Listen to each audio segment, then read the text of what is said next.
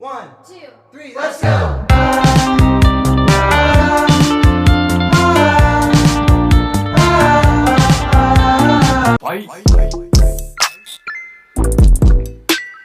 What's up guys, welcome back to my channel. If you're new here, hi, I'm Vidisha. I make fashion and lifestyle videos. So if you're interested, don't forget to subscribe and also hit the bell icon so that you get to know when I upload next.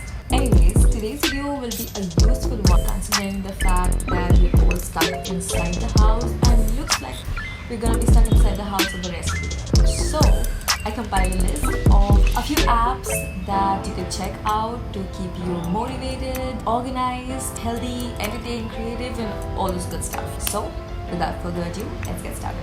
I'll be starting with the productivity slash planning slash organizing apps. So the first app that I want to recommend is called Forest Stay Focused. It's a paid app and I believe it's 159 rupees as far as I remember. So basically what this app does is it follows the Pomodoro technique, which is basically a time management method that breaks a task into smaller time intervals. Traditionally, it's 25 minutes, which I like to use, but you have the option of choosing whatever time works out for you best. And while doing that, make sure to turn on the deep focus mode. It's basically gonna restrict you from using any other app during the time. If you try to leave the app, the tree is gonna die and you lose points. And it's gonna allow you to stay focused on the task at hand and let you be productive and not just keep scrolling on social media.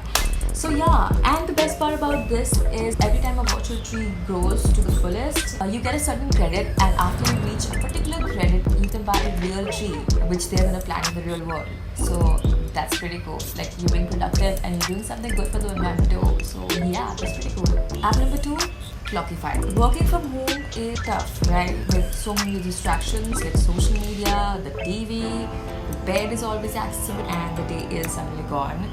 Clockify basically allows you to clock your time, whether it be manual like in Google Calendars, or you can also start timer. Like if you have starting a task, start the timer, and after you finish the task, pause the timer and it logs that many hours. I actually use it for everything and anything nowadays, like my working hours, my TV watching hours, my social media scrolling hours, or I don't know, showering hours, meal hours, and later on you can just look at your weekly data, analyze, and see where you have to reduce wasting your time to be more productive. So yeah, another very useful app, and it's completely free. That's the best part.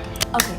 App number 3 is called Strides. It's another free app and it's a habit tracking app. I have tried habit tracking previously too with pen and paper, actual pen and paper, but for some reason I have never been able to be consistent with it, and I've tried this multiple times. But ever since I started doing this on my app, I have never missed a day. Like, I don't forget to do it. It's been working out very well. If you would want to track your habits, you can definitely check this out.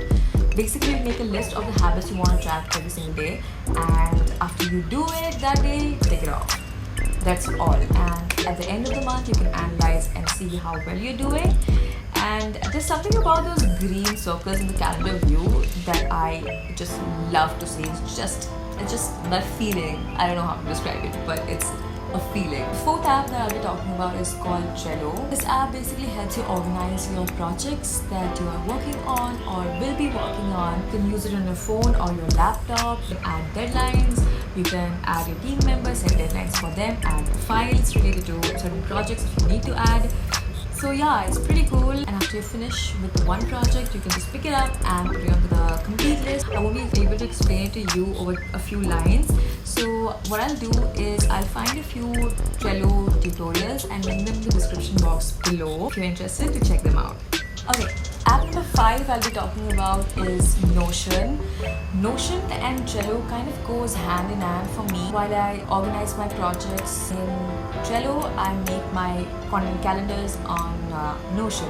And I also use Notion for my daily to-dos and my monthly spendings, to track my monthly spendings and whatnot. I'm actually planning to make it my bullet journal, I think, pretty soon. That's what I've been thinking. I haven't made it yet, but that's what I've been thinking. If you're interested to know more about Notion, I'm gonna find and link a few videos that I think may help you if you have never used it, so do check them out. that's all with the planning slash productivity kind of app. Let's move on to the rest of the apps in my list. The next app, which is app number 6, is Goodreads. If you have fallen out of the reading habit, then it's probably the best time to get back into it, because now that you don't have to travel much or travel at all maybe, so you have a lot of extra time in that way that you can invest in reading, because it's always good to read.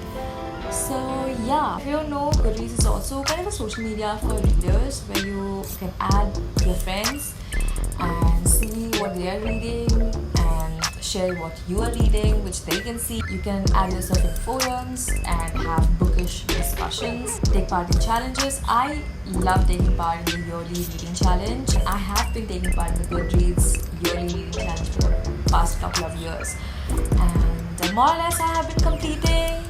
Initially I did not, but nowadays I do complete. This year I plan to read 30 books and hopefully I do. I also think that it keeps me motivated to read more. Like suppose 1 month I did not read as much as I would have wanted to. The next month I can read a few pages more every day, so I can catch up. So yeah, it motivates me and I love this app.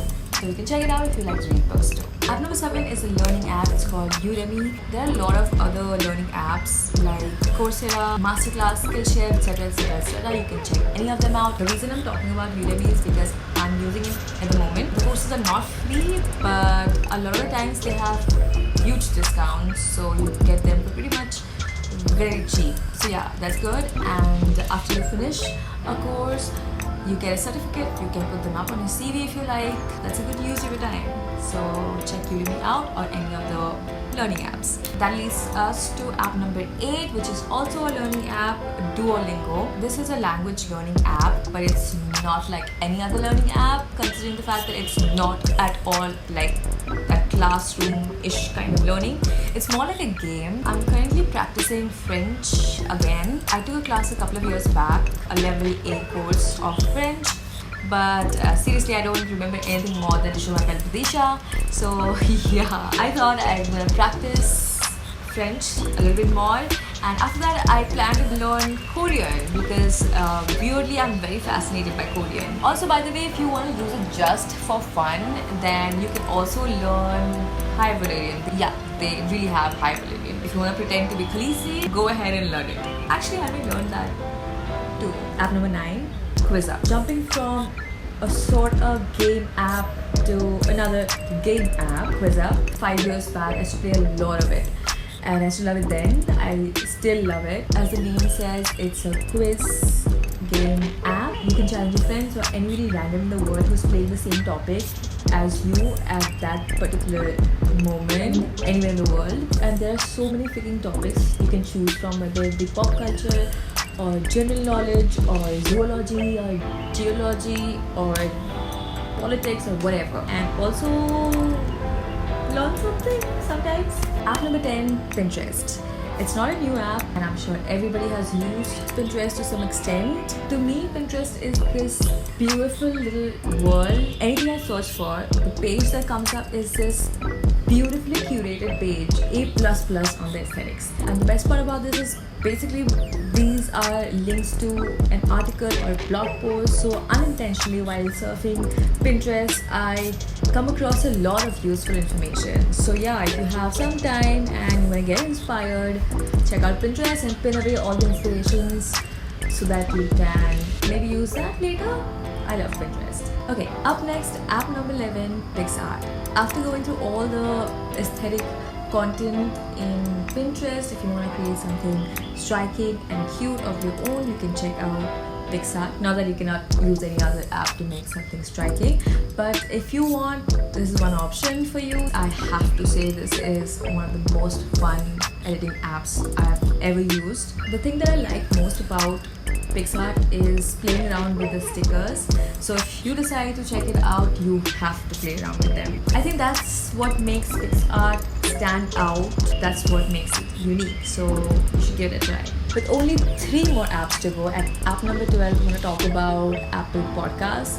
Now, I'm talking about Apple Podcasts because that's the one I use the most. If you use an Android, you can check out Spotify or Google Podcasts or something else. I listen to podcasts mostly just before going to sleep, when I can just rest my eyes and like listen to something, especially something soothing. I listen to a lot of sleep podcasts also. Some of the ones I've listened to are Sleep With Me, Get Sleepy, and my favorite is Nothing Much Happens.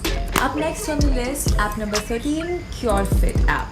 It's by Cult. Now they have meditate at home, workout at home, cook at home catalogs. It's really good when you are stuck at home. I mostly use it to meditate because time to time meditation really helps me.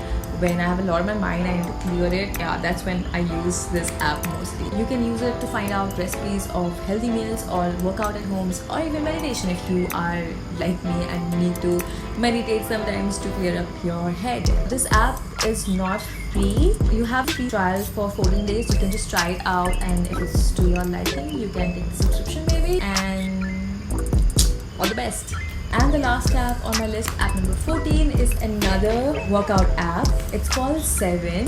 Basically how 7 works is they give you a 7-minute workout routine, which as they say are based on scientific studies that prove to provide maximum benefits in the shortest amount of time. Okay, what it does is when you start a session, an animated figure shows you what to do. They also provide tips regarding postures and stuff. All you have to do is follow the animated figure till the session ends. The only thing is that there's just one routine which is free. To access the rest, you have to pay a subscription. I'm just following their free routine like every other day, and other times I follow other YouTube videos for my at-home workouts. You can try the free session and see if you like it or not. That is all that I want to talk about in this video. If I find some other interesting apps, I'll keep a note and make a part 2. And if you have any interesting apps that you came across, please leave them in the comment section below so that I can check them out and maybe put them on the channel. And before I say my final goodbye for today, I want to remind you once again to leave a like, comment and subscribe to my channel. It's absolutely free, so what the heck. Anyways, thank you so much for watching. Stay happy, stay safe, and I'll see you in the next video. Love you. Bye.